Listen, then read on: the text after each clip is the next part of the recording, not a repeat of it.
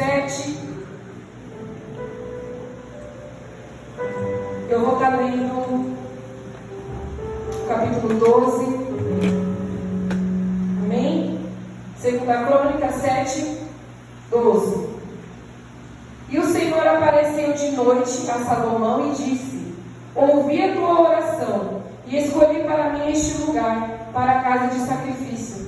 Se eu cerrar os céus e não houver chuva, ou se ordenar aos gafanhotos que consumam a terra, ou se enviar a peste entre o meu povo, e se o meu povo, que se chama pelo meu nome, se humilhar e orar, e buscar a minha face, e se converter dos maus caminhos, então eu ouvirei dos céus, e perdoarei os seus pecados, e sararei a terra. Agora estão abertos meus olhos, e atendo os meus ouvidos à oração deste lugar.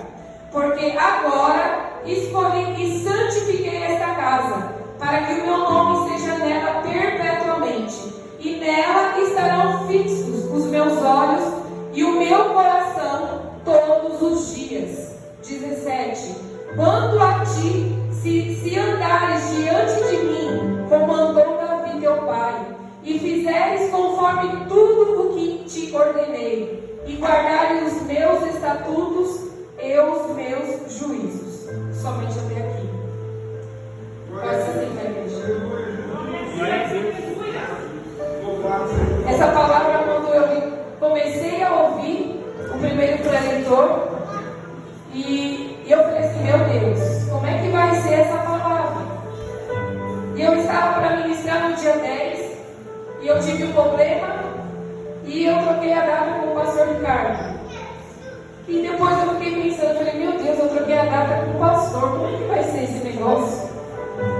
E Deus falou para mim claramente no meu coração: eu estou no controle de todas as coisas. Porque a gente se acha no direito de questionar a Deus: Senhor, mas por que o Senhor me escolheu? Tinha tantas outras pessoas, tão pequena, tão incapaz. Mas é o Senhor que capacita. Não é nós que nos capacitamos, é o Senhor que capacita as nossas vidas. E para entrar nessa palavra aqui, a gente volta um pouquinho lá atrás em 1 Crônicas, onde Deus fala com Davi.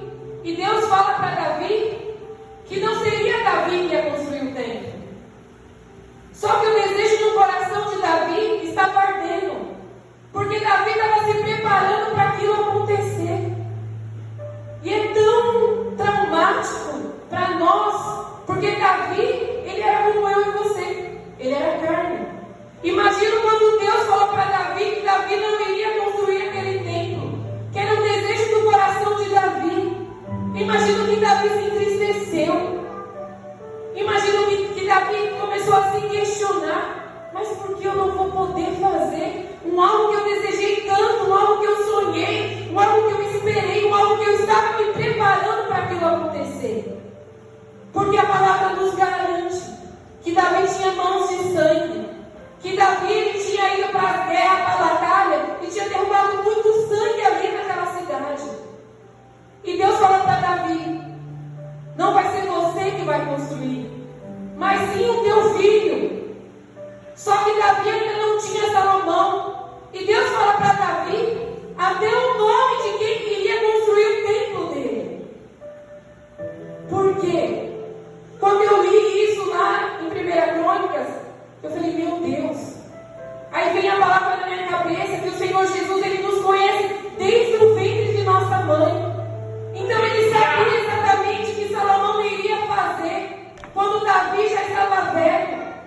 Aí eu fiquei me perguntando, eu falei: meu Deus, a Bíblia fala que Davi foi segundo o coração de Deus. E por que Davi não podia construir aquele templo? Que era um desejo tão grande no coração dele.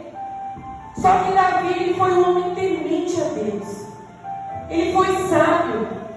Ele ouviu aquilo que o Senhor Jesus estava falando para ele e ele praticou. Davi se preparou. Davi ele já começou a preparar o território ali para Salomão, para quando chegasse a hora de Salomão construir aquele templo, tudo estava encaminhado. E aí ele olha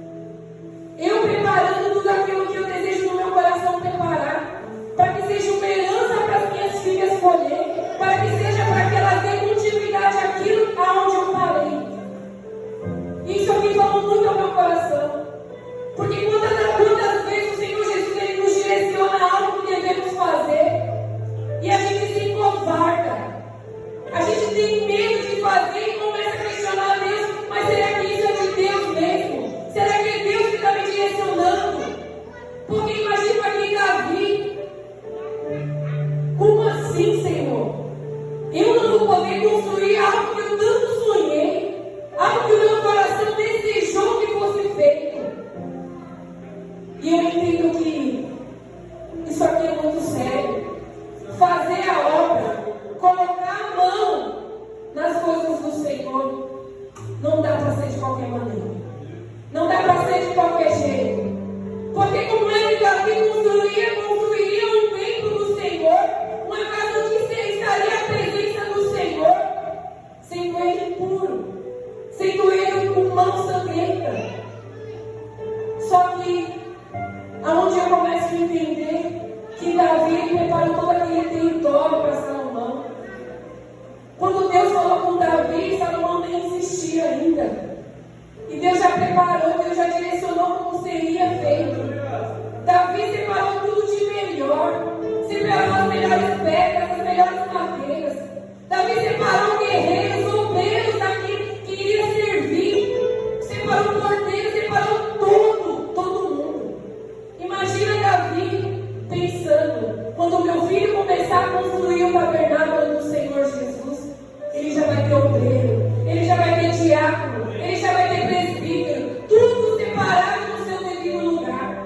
Então eu entendo aqui que a obra ela não é feita de qualquer maneira, que eu não posso somente colocar a mão na obra do Senhor do jeito que eu acho que eu tenho que fazer. Não, porque aqui o Senhor já nos garante na palavra dele que a mão ela precisa estar limpa, que a mão ela precisa estar pura para fazer algo com o Senhor. E aqui vem Salomão. Salomão começa a trabalhar para fazer o tabernáculo do Senhor Jesus, com tudo de melhor. Imagino eu que Salomão usou tudo que o pai dele deixou e mais um pouco ainda que ele conseguiu separar para colocar dentro da casa do Senhor. E uma coisa muito séria é a casa do Senhor, igreja. Porque às vezes a gente entra na casa do Senhor e acha que a casa do Senhor é a nossa casa. Que o que a gente faz na nossa casa, a gente pode simplesmente entrar aqui dentro do tabernáculo do Senhor, uma casa ungida, uma casa separada e fazer de qualquer maneira. E eu falei assim, meu Deus, como essa palavra mexeu comigo desde a primeira pessoa que começou a ministrar aqui. E no versículo 14 vai dizer assim: e se o meu povo, que se chama pelo meu nome, se humilhar e orar, aqui já tem uma receita do Senhor para mim na sua vida. Porque a palavra do Senhor ela está nos garantindo que a gente tem que se humilhar e orar. E quantas vezes a gente quer receber algo do Senhor sem simplesmente orar, sem simplesmente jejuar? E o que o Senhor Jesus pensa no meu coração é que Ele quer mais jejum, Ele quer mais oração da casa dele. Porque às vezes a gente está aqui, só que a gente está sem força até mesmo de orar. Porque eu já passei por esse momento, por esse período de esfriamento espiritual. E eu garanto para vocês que foi um dos piores pesadelos que eu passei na minha vida. Porque quando a gente passa por uma situação e a gente não quer voltar atrás, a gente vai se preparando para que aquilo não aconteça novamente. E Deus está nos cobrando quanto mais oração, mais poder. Pouca oração, pouco poder. Se a gente não orar, se a gente não jejuar, como é que a gente vai estar preparado quando a batalha aparecer no nosso caminho? Como é que a gente vai poder lidar com o inimigo quando ele se apresentar na nossa frente? O que você vai ter de bagagem para oferecer para ele? Porque muitas